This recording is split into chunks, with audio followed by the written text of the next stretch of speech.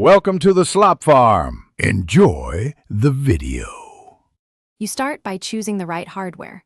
Plug in the original or certified fast charger and cable. This ensures proper voltage and current. Once connected, switch your phone to airplane mode or power it off so apps stop using power and charging is efficient.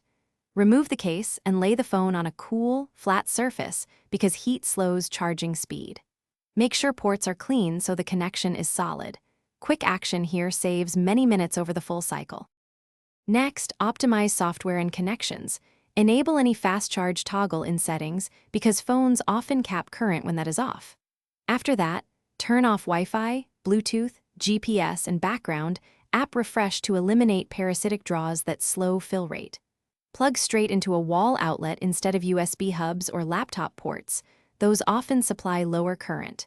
If your phone supports a fast charge protocol, the right charger negotiates higher. To wrap up, aim to unplug around 80% for the quickest usable top-up and to preserve battery health.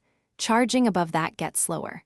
If you notice the phone heating, pause charging and let it cool for 15 to 30 minutes because high temperature both slows charging and harms the battery.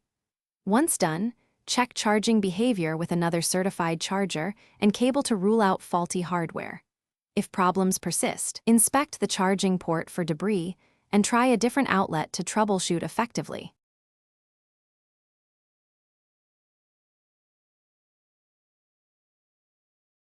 Thanks for watching. Consider subscribing if we helped you today.